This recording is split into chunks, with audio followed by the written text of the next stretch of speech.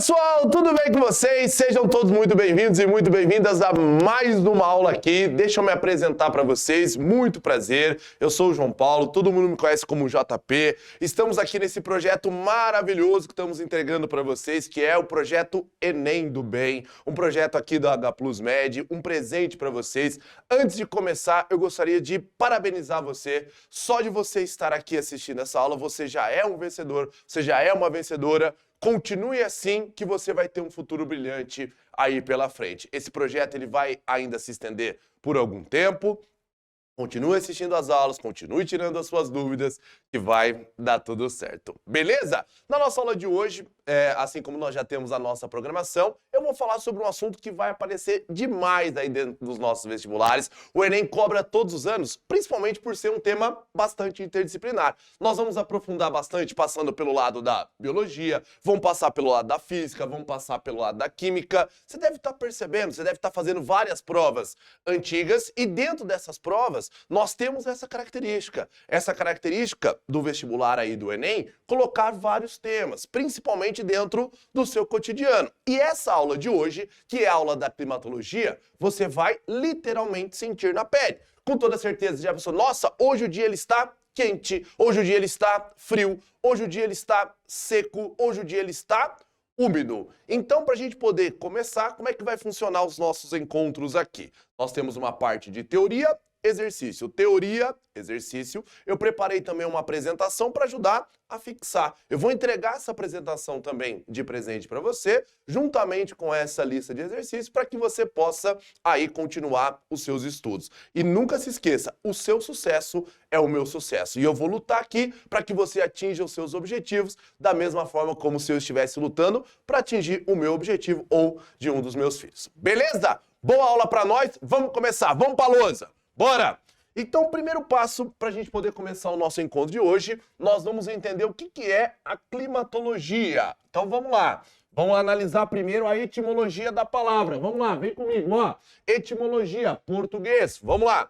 Climatologia é a ciência que ela estuda o clima. Com toda certeza você já pensou assim, eu moro numa região que ela é quente, eu moro numa região que ela é fria, eu moro numa região que ela é seca, eu moro numa região que ela é úmida. Por que isso acontece? Para que a gente possa começar o nosso encontro de hoje, eu queria te ensinar dois conceitos importantes aqui que o Enem cobra todos os anos. Vem comigo, vamos lá, não desfoca, fica comigo aqui. Para a gente poder começar, a gente vai analisar aqui, ó, estes conceitos importantes.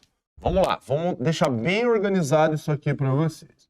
Na letra A de aprovação, a gente vai ver aqui, primeiro o conceito de tempo atmosférico.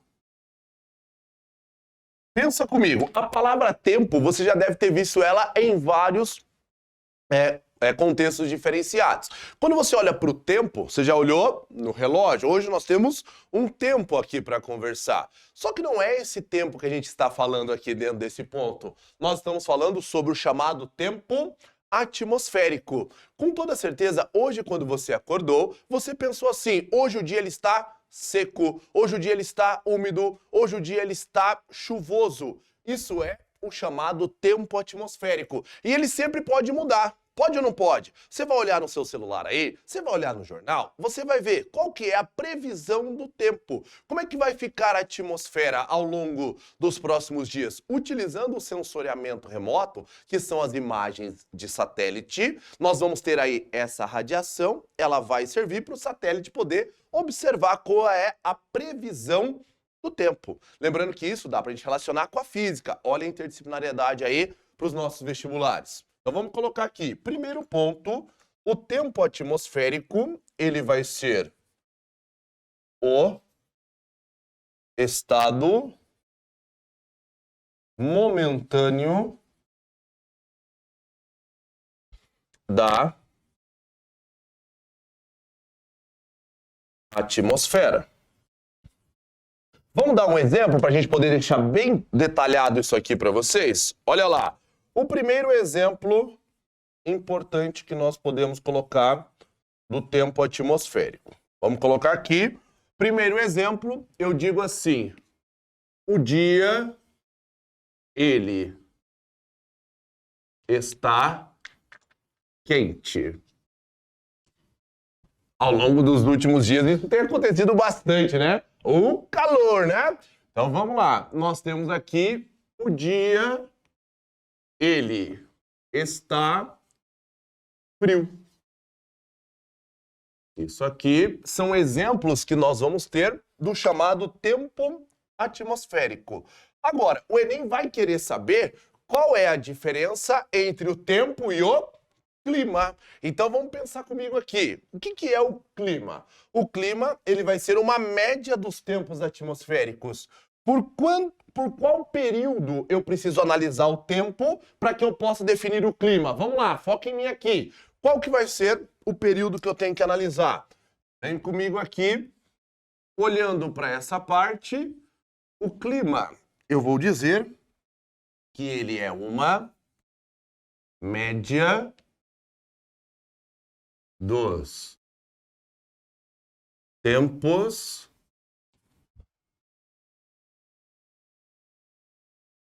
atmosféricos. Eu tenho que analisar isso aqui por 30 anos, numa questão mais detalhista, numa questão mais aprofundada, numa questão mais minuciosa do Enem, eles poderiam perguntar qual é o período. Eu tenho que fazer uma análise durante qual período? Eu tenho aqui, ó, 3 décadas, 3. Aqui, ó, 1, 2, 3 décadas, 30 anos. Então vamos colocar exemplo. Qual é o clima da sua região? Estamos aqui conversando com várias pessoas do Brasil como um todo. Diga para mim, qual é o clima da sua região? Escreve para mim aqui, escreve para mim, interage comigo. Vamos lá. Então aqui você tem o clima, ele pode ser o equatorial, que está perto da linha do Equador. Já vou mostrar para vocês alguns exemplos. Eu vou colocar aqui o clima semi-árido do interior do Nordeste. Gosto muito dessa área também. Temos aqui o clima tropical. Moro num país tropical, abençoado por Deus e bonito por natureza. Mas é só o clima tropical? Vamos lá, canta comigo. Ânimo. Então você tem aqui só o tropical? Não. Eu tenho aqui também o subtropical. Aquele clima um pouco mais frio, localizado ali ao sul do nosso território. Vai pegar grande parte ali do Paraná, Santa Catarina, Rio Grande do Sul. O tropical ele vai pegar principalmente a essa região, que ela é o interior do nosso Brasil. Essa parte mais central do nosso território, aqui ela vai pegar essa parte do clima tropical. Como eu disse para vocês, eu preparei algumas imagens aqui dentro do nosso projeto que eu vou mostrar aqui para vocês. Olha só que beleza. Olhando aqui para dentro dessa imagem, a gente consegue ver, olha como é que é a temperatura média dentro do nosso Brasilzão. É país bonito, país de gente boa, país de gente que estuda. Parabéns, galera. Vamos lá. Então aqui você tem 26 graus da média térmica aqui. Aqui você tem 24, 22, 20, 18, 16. Mas espera aí. Por que é mais frio aqui dentro dessa região? Vamos entender. Para a gente poder visualizar, olha essa imagem bonita que eu trouxe aqui para vocês. Ela vai mostrando o tempo atmosférico. Olha essas áreas de instabilidade, olha essas nuvens. A gente pode prever isso. Eu tenho aqui, ó, você sempre olha, a geografia está no seu dia a dia. Aqui você tem a sua previsão do tempo. Vai chover? Não vai chover. Vai ficar seco? Vai ficar úmido? Qual que é a máxima de temperatura? Qual que é a mínima de temperatura que nós vamos ter presente aqui dentro deste ponto? Então, olha só, você sempre vai ver. Na hora que você liga lá o jornal, você vê esse processo aqui no seu cotidiano. E é isso que o Enem quer, a geografia do seu dia a dia. Agora, a média dos tempos atmosféricos, ela define o clima. Olha o clima do mundo aqui, ó. Olha o clima equatorial. Todas essas áreas, elas têm um certo padrão. Você vê que não é uma distribuição aleatória aqui. Nós temos um padrão a ser seguido. Você tem o clima tropical úmido, tropical seco, você tem o clima desértico, você tem o clima polar, subártico, você tem aqui o temperado continental, temperado marítimo e assim sucessivamente. Beleza? O Enem já cobrou isso várias vezes, por isso que eu trouxe aqui para vocês. Pessoal, até aqui ficou claro para todo mundo? Tá tudo bem mesmo? Vamos lá, não leva dúvida para casa, pelo amor de Deus. Fica comigo aqui. Vamos lá. Agora, para a gente poder entender, quando eu digo que duas áreas têm o mesmo clima, nós vamos dizer que os seus elementos do clima, eles são os mesmos. Ou seja, o que nós temos aqui como elementos? Então vem comigo. Quando eu digo que a área ela tem o clima equatorial, significa que nós vamos ter, dentro dessas áreas, os mesmos elementos presentes dentro dela. Então, o primeiro elemento que nós podemos colocar aqui, ó, é essa questão da radiação. Dá uma olhadinha, olha só. Então, tá aqui, ó, sempre Enem do bem no seu coração. Vem comigo, ó. Você tem a radiação, ela vem, parte dessa radiação ela vai ser refletida, parte ela vai ser absorvida. Então, isso está diretamente relacionado a um elemento, a sua radiação. Vamos propor uma interdisciplinariedade agora? Vamos relacionar com a minha querida biologia, um assunto que aparece muito? Essa parte do ciclo da água, que dá para relacionar também com a parte da física, da química e assim sucessivamente. A radiação vem, olha a energia solar vindo aqui, ó. Ela vai aquecer a água, vai formar as nuvens, vai fazer com que as plantas transpirem. As plantas transpiram? Sim, transpiram, com certeza. E aí vai promover o aumento da umidade. Por isso que eu posso dizer para vocês que o primeiro elemento ele é a radiação solar. Isso aqui está diretamente relacionado a esse ciclo da água que vai provocar a precipitação e assim sucessivamente. Dá uma olhadinha, a temperatura que está diretamente relacionada também. Vamos anotar? Vamos registrar? Registra isso no seu coração. Para a gente poder visualizar, vamos colocar aqui no ponto número 2, quais que vão ser os seus elementos do clima. Vamos lá. Primeiro, eu vou colocar como um elemento importante, eu tenho a parte da radiação. Como que a radiação ela incide dentro daquele território? Este é um importante elemento que, como eu disse para vocês, a gente pôde aprofundar e relacionar diretamente com o ciclo da água. Agora, nós temos também a questão da temperatura. Como que eu defino a temperatura? Olha a física, olha a química, olha a interdisciplinariedade aqui. Vamos lá. Nós temos a temperatura. Ela é definida, neste caso aqui, pelo grau de agitação das moléculas. Ah, professor, mas isso é muito aprofundado. Pode aparecer no Enem? Lembra que o Enem ele vai trazer para nós questões fáceis, questões médias e questões difíceis. E o nosso objetivo aqui é gabaritar a prova. Eu não aceito menos do que isso. Nós vamos gabaritar juntos. Por isso a importância do nível de detalhamento como esse. Aqui então você tem o seu grau de agitação das moléculas. Quando está quente, ó, as moléculas, ó, sempre agitadas. Agora, além da temperatura, nós também podemos pensar na amplitude térmica. O que significa amplitude? Lembra comigo, ó. Amplitude é a diferença entre a temperatura máxima e a temperatura mínima.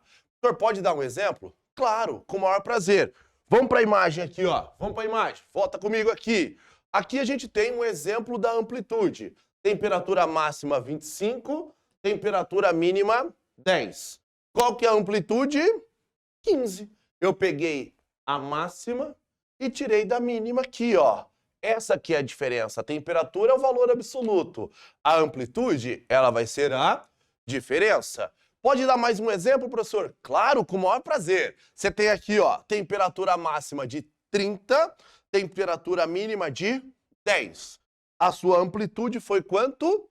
20. É sempre essa diferença. Eu sempre vou calcular isso em módulo. Porque se eu pegar lá temperatura máxima de 10, temperatura mínima de menos 10, eu vou considerar a variação. Então, neste caso, olha a matemática, né? Módulo. Então, eu vou colocar 10 para mais e a diferença até o menos 10. Isso vai dar 20. É sempre a variação. Beleza? Vamos para a lousa. Vem comigo. Processo dinâmico aqui. Vamos lá.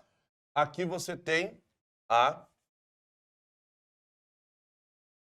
amplitude térmica. A amplitude térmica, que ela vai ser a diferença entre a temperatura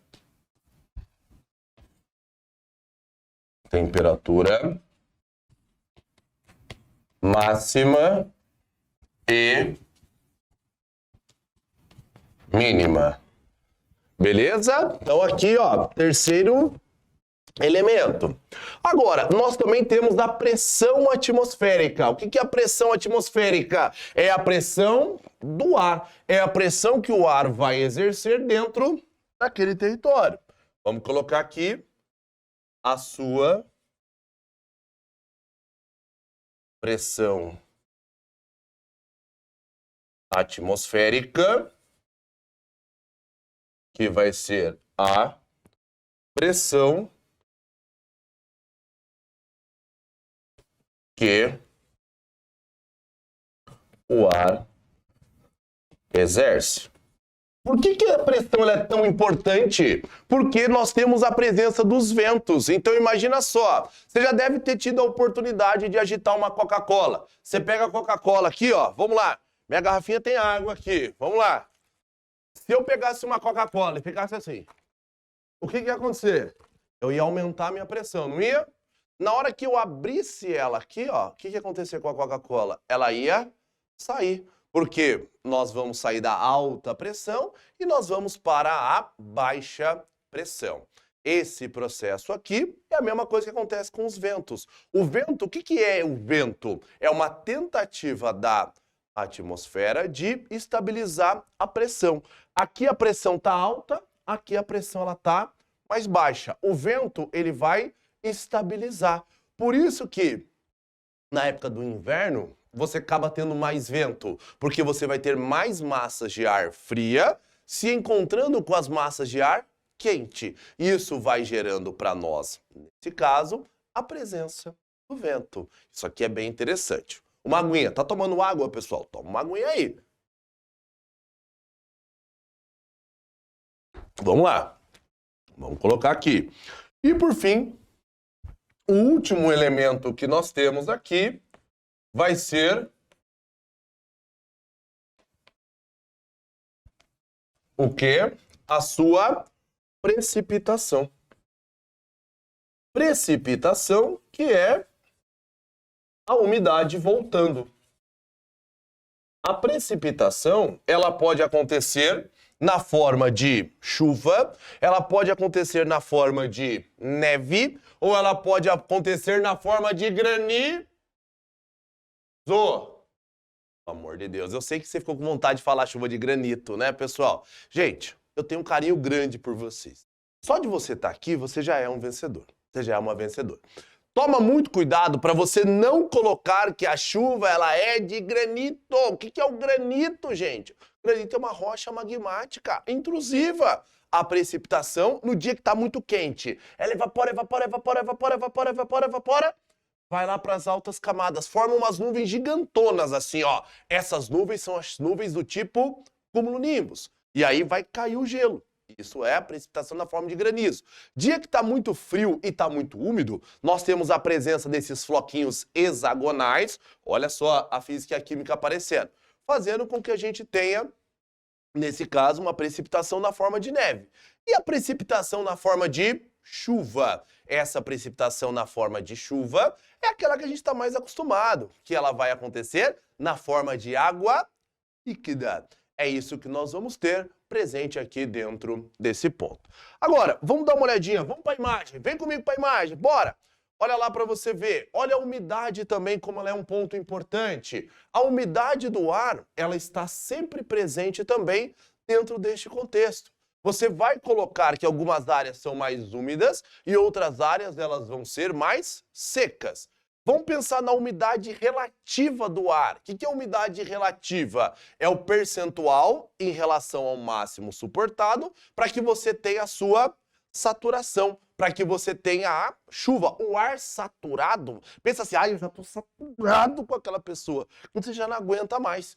Quando o ar ele fica saturado, ele já não está aguentando mais a sua umidade. E se ele não aguenta mais a umidade, o que vai acontecer? Vai chover. Tudo isso depende da pressão, está diretamente relacionado à precipitação aqui presente. Como eu disse para vocês ainda há pouco, no momento em que nós tenhamos a sua precipitação aqui acontecendo, isso vai fazer com que nós tenhamos, dentro deste caso, uma umidade mais elevada. Então é sempre importante. Isso vai definir muito bem o clima de uma dada região. Por isso, quando eu digo, bora, vamos para a luz. Quando eu digo que a região ela tem o mesmo clima, significa que os seus elementos, que eu destaquei aqui para vocês, eles se comportam da mesma forma. Mas daí você vai falar assim, bom, mas o porquê que eles ficam dessa forma? O porquê eles vão ser os seus fatores determinantes, eles vão ser os seus fatores modificadores, os fatores determinantes ou os fatores modificadores, aí a gente vai colocar agora. O porquê que o clima ele é daquela forma? Vamos lá. Então, olhando aqui, a gente consegue ver os seus fatores modificadores ou os seus fatores determinantes do clima, eles vão aparecer aqui, ó. Vamos colocar no ponto número 3 os seus fatores modificadores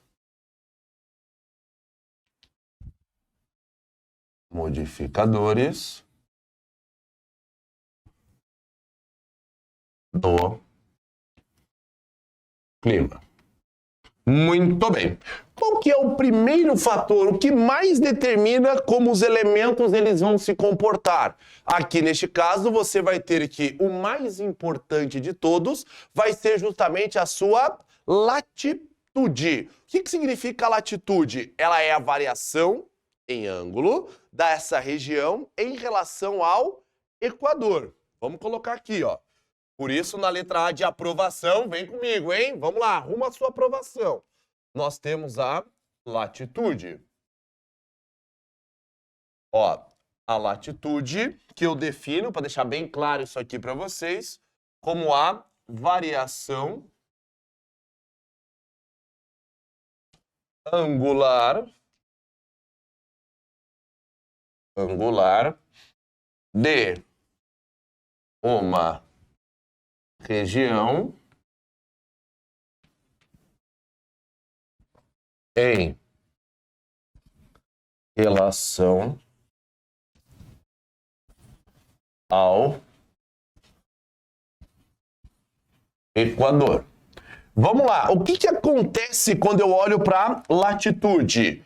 Quando eu aumento a minha latitude, o que acontece com a minha temperatura? Ela vai, nesse momento, cair. Então, você aumenta a sua latitude. Você ficou mais distante da linha do Equador. A sua temperatura, ela diminui. E o que acontece com a amplitude térmica, que é a variação entre a temperatura máxima e mínima? Ela vai aumentar. Eu já vou te mostrar o porquê. Então, vem comigo nesse esqueminha aqui que eu preparei com carinho para vocês.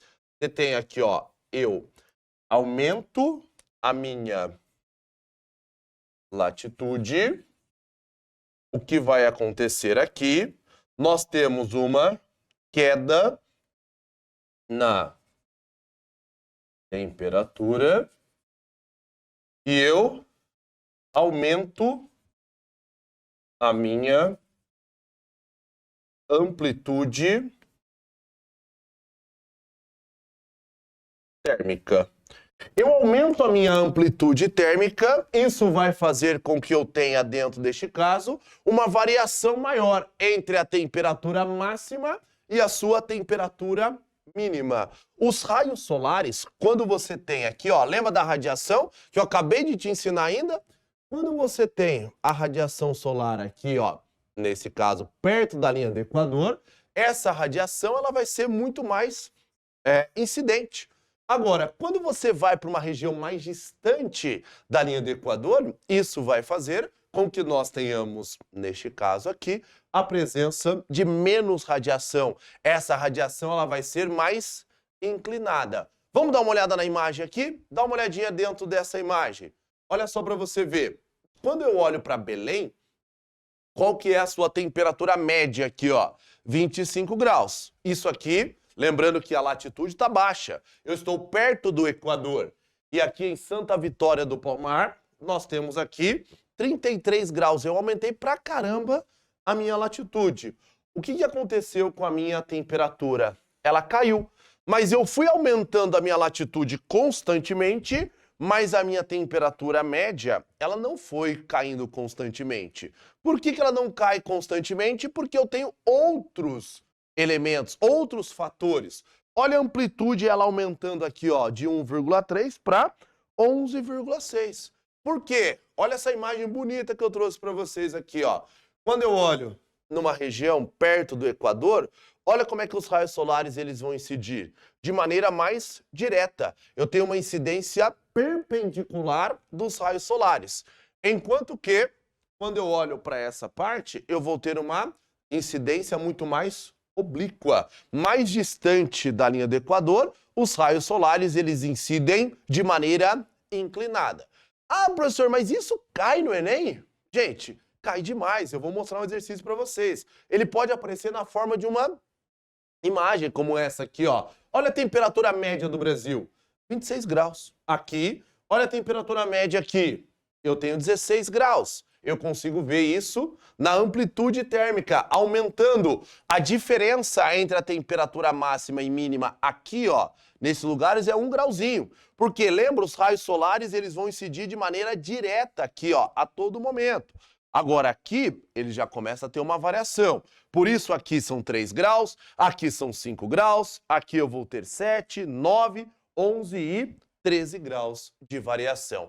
Ah, professor, mas eu estou morrendo de vontade de ver como isso cai no Enem. Beleza, então vamos ver como isso cai no Enem aqui, ó. Eu trouxe essa questão para a gente poder visualizar. E é uma questão típica do Enem. É uma questão com um mapa, é uma questão com um gráfico, é uma questão com uma charge e com uma tabela. Então aqui, ó, o que a gente precisa ver? Dica, vem comigo, ó. Grava essa dica no seu coração. Vem comigo, ó. A respeito da incidência de radiação solar, o que eu preciso? Esse exercício está na lista que eu estou entregando de presente para vocês. Nós temos, ó, a respeito da incidência da radiação solar. Na hora que você for fazer o Enem, você grifa essa frase aqui, ó, para você poder condicionar o seu cérebro a buscar aquilo que ele está pedindo. Ele quer saber sobre a incidência da radiação solar.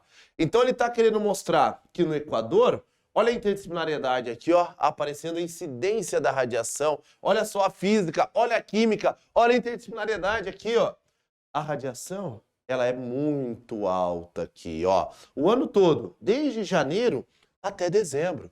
Olha só para você ver, eu estou aumentando a minha latitude. O que acontece com a radiação? Ela vai diminuindo aqui, ó, de 10 graus. Olha o que acontece. Agora, olha lá em 40 graus ao sul. Quando chega no mínimo, aqui, ó, em junho, eu estou no inverno. Olha como a radiação ela vai incidir pouco. Aí eu interpretei isso, beleza? E aí depois eu preciso ler com calma, com atenção. Ai, professor, mas eu sempre fico entre duas no Enem. Ficava. Antes dessa aula você ficava, agora não mais. Por quê? Você vai lembrar de eu falando para vocês.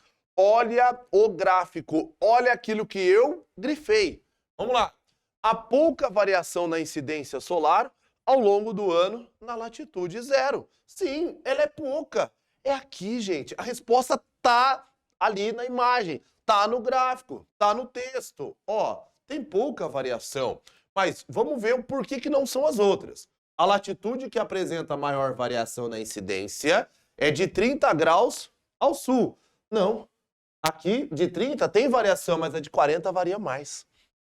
A letra C, a latitude de 40 graus ao sul recebe a maior quantidade de energia solar nos meses de inverno. É a menor. Ele vai colocar uma palavra para tentar te confundir. Mas você que assistiu esse nosso projeto aqui, ó, você não vai cair nisso não. Letra D, existem diversas curvas de incidência de radiação solar que apresentam a mesma taxa de variação. Não tem diversas. Aqui, ó, é sempre na mesma latitude. Na letra E, a incidência de radiação solar diminui no início do ano e aumenta no fim do ano nas latitudes no intervalo de 0 até 40 graus ao sul. Ele misturou tudo, não tem nada a ver.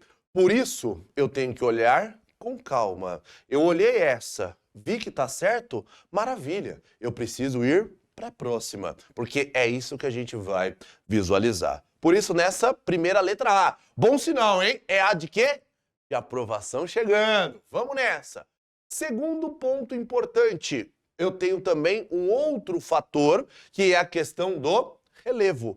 Quanto mais alto, mais frio, porque aí você vai ter a radiação solar, ela vai incidir, e o ar não é um bom condutor de calor. Ele vai perdendo o calor à medida que nós vamos aumentando a nossa altitude. Agora, olha só para você ver uma comparação. Vamos pegar 3 cidades, no caso do estado de São Paulo, que estão na mesma latitude basicamente, mas que vão apresentar temperaturas diferenciadas. Você tem aqui, ó, Campos do Jordão, São Paulo e Santos. Se a gente olha para essa imagem, o que a gente consegue visualizar? Que em Santos você vai ter uma temperatura mais alta do que São Paulo e bem mais alta do que em Campos do Jordão. Ou eu também posso ver que em Campos é sempre mais frio. Por quê? É mais alto. Pensa em Campos do Jordão. O ano que vem, essas horas, você já vai estar devidamente matriculado na sua boa universidade, já programando o seu passeio. Olha que coisa boa. Você pode ir para Campos do Jordão. Próximo ali de Campos do Jordão, naquelas cidadezinhas, é sempre muito frio. Porque lá é mais alto. Por isso, vamos colocar aqui, ó. A gente olha dentro desse contexto, a gente pode colocar, vamos para a lousa aqui, nós temos o relevo. A altitude, ela vai trazer para nós essa característica. Na letra B, eu tenho a altitude, nós temos o aumento da altitude, vai fazer com que nós tenhamos uma queda na temperatura. Vamos pensar no exemplo clássico aqui, que é a cidade de Campos do Jordão. Uma outra coisa que o relevo ele também pode alterar o clima é a questão da umidade. O que pode acontecer também? Você pode ter uma formação de relevo, onde a umidade ela vai vir, ela vai ser barrada, vai subir, vai chover de um lado e do outro lado vai ficar seco. Professor, você tem alguma imagem para mostrar isso para nós? Claro, gente. Vamos ver? Olha só para você ver aqui, ó. Aqui você tem a massa de ar. Você está vendo aqui o relevo? Ó, a massa de ar ela vai subir, vai condensar aqui e vai chover desse lado. Esse lado ele fica seco. Eu coloquei mais outras imagens para você poder ver aqui, ó. Olha que legal. Você vai ter aqui, ó, desse lado a massa de ar, a umidade subindo aqui, encostando na montanha, chove desse lado e esse lado ele vai ficar mais seco. Aqui é mais frio e aqui vai ser mais seco. Olha só a comparação. Lembra da temperatura? Ou seja, eu posso relacionar a altitude não só com a temperatura. Não posso ficar no básico, aqui a gente não tá para fazer o básico, tá para aprofundar. E eu posso relacionar aqui também com essa parte da umidade. Olha a temperatura Santos, temperatura média 22 graus, São Paulo, temperatura média 20 graus. Campos do Jordão, nós temos 11,3 graus. Por isso que nós temos essas características aqui, relacionando a altitude. Onde que eu posso pegar isso dentro do nosso território como um exemplo em relação ao clima? Eu posso pegar o clima semiárido do interior do Nordeste. Ali você vai ter que a massa equatorial atlântica, ela é barrada aqui pelo Planalto da Borborema, aqui vai ficar mais seco e aqui vai ficar mais úmido. É um dos motivos que faz com que nós tenhamos uma baixa umidade ali dentro deste território que é o sertão do Nordeste. Beleza? Vamos dar uma olhadinha aqui, ó. Olha só para você ver. Essa é uma questão também, vamos lá, foco no Enem. Uma questão da nossa lista também. O que acontece? Olha lá. A questão do Enem 2022, bem recente, ó. Uma característica regional que justifica o maior potencial anual médio para o aproveitamento da energia solar é o quê? Onde que nós temos o maior potencial? Sertão do Nordeste. Por que no sertão do Nordeste eu tenho um potencial maior até do que na Amazônia? Porque apesar de estarem próximo da linha do Equador, radiação constante, aqui dentro dessa região da Amazônia é muito úmido. Enquanto que no sertão do Nordeste é uma região seca, que é aquilo que eu acabei de te ensinar. A umidade vem, ela é barrada pelo relevo, aqui vai ficar úmido, aqui vai ficar seco. Por isso que nós vamos ter aqui dentro dessa área, uma área que não tem umidade, que não tem nuvem. Ao não ter umidade, isso vai fazer com que nós tenhamos a possibilidade dos raios solares incidirem muito mais. Se eu tenho mais raios solares incidindo, eu posso desenvolver essa região com base na energia solar. Na letra A, declividade do relevo. Não é declividade, declividade é inclinação. Extensão longitudinal tem nada a ver. Nebulosidade atmosférica é reduzida. Ó, eu tenho uma reduzida nebulosidade e eu tenho muito calor. Isso faz com que nós tenhamos um processo importante de energia solar. Irregularidade pluviométrica, isso é importante também, mas não é isso que vai fazer com que eu tenha um maior aproveitamento da energia solar. Era boa essa questão para você ficar entre duas. Mas lembra da minha dica? É só você olhar aqui na imagem e no texto e ver o que está sendo pedido. Influência da continentalidade. Não é isso, eu já vou te ensinar o que é a continentalidade. Por isso, nessa letra C de chegando a sua hora da aprovação.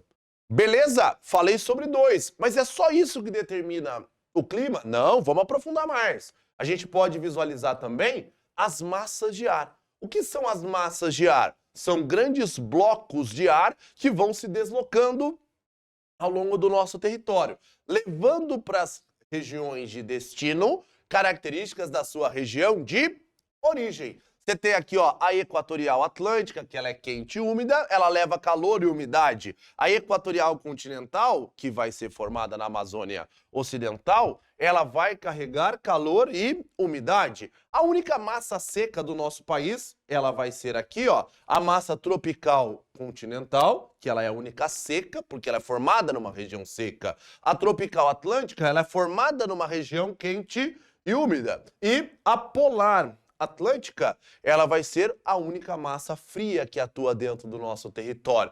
Temos outras massas pelo mundo? Sim, com toda certeza. Vão aparecer no Enem as massas de fora do Brasil? Não, mas é importante você saber que elas existem. Aqui num vestibular mais detalhista, mais aprofundado ainda, beleza, mas para o Enem, se você lembrar das massas que nós temos dentro do território nacional, maravilha. Eu vou levar para a região de destino características da região de origem. Então aqui, a massa. Eu posso pensar também nas correntes marítimas. O que são as correntes marítimas? São aquelas massas de água que estão presentes dentro dos oceanos. Como que ela influencia no clima, professor? Uma corrente marítima, ela vai aqui, ó, se ela é quente, a água ela fica mais quente, evapora mais, condensa mais e chove mais. Basta você pegar essas que estão aqui próximo do nosso território. E quando a corrente marítima ela é fria, professor, o que que ela traz para nós? A água ela vai ficar mais fria, ela condensa menos e chove menos. Auxilia na formação de desertos dentro dos nossos territórios. Por isso, vamos para a lousa, vamos lá. Aqui, ó, nós temos na letra C as suas massas de ar. Vamos aprofundando. A massa de ar, eu vou levar características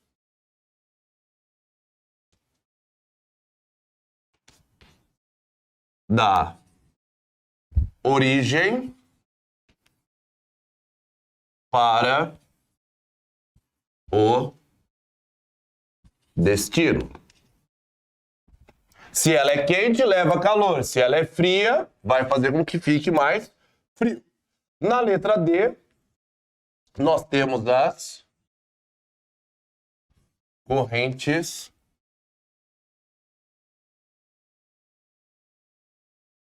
marítimas. Nós temos que a corrente marítima, se ela é quente, ela faz com que eu tenha um litoral úmido. Se nós temos uma corrente marítima fria, nós temos a presença de um litoral seco. Auxilia na formação dos desertos. Porque se a corrente ela é fria, a água ela fica fria. Se a água ela fica fria, como é o caso da corrente de Humboldt, olha o deserto do Atacama. Se eu tenho uma corrente fria, como é o caso de Benguela, olha só o deserto do Kalahari também presente aqui dentro desse ponto. Olha como é uma ciência bastante importante. Olha como é uma ciência complexa, né? Olha como nós temos detalhes importantes dentro deste ponto. Agora, além das correntes, o que mais que a gente pode ter também em relação a esse ponto? Vamos aqui para a nossa imagem. Nós temos a maritimidade e a continentalidade. O que é a maritimidade? É a proximidade daquela região em relação ao mar. Se ela está mais próxima do mar, a água ela tem um calor específico alto, o que vai fazer com que ela demore mais para esquentar e ela demore mais para esfriar. Próximo do litoral, nós vamos ter aqui uma menor amplitude térmica. E quando eu tenho uma continentalidade alta, ou seja, eu estou mais para dentro do continente, como não tem a umidade que ela atua como um regulador térmico, isso vai fazer com que nós tenhamos uma maior variação da temperatura. Olha a importância da umidade também das florestas. Olha que imagem bonita que eu trouxe aqui para vocês. Essa umidade das florestas, muitas vezes, vai contribuir para que nós não tenhamos um deserto aqui na região sudeste do Brasil. Essa umidade, ela sai inclusive da Amazônia e ela vem aqui para dentro do nosso território. Beleza? Então, eu posso colocar também essa parte da umidade como um ponto significativo. Então, vamos colocar aqui, vamos para a lousa. Nós temos a maritimidade e a continentalidade com um processo importante que vai trazer aqui para nós uma característica bem significativa. Vamos aprofundar aqui. Na letra E, nós temos a maritimidade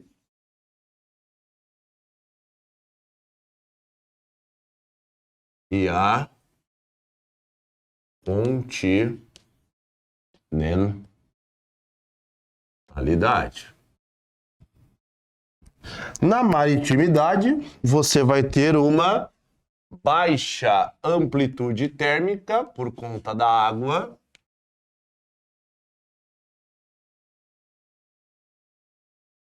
Baixa amplitude térmica. E na continentalidade, uma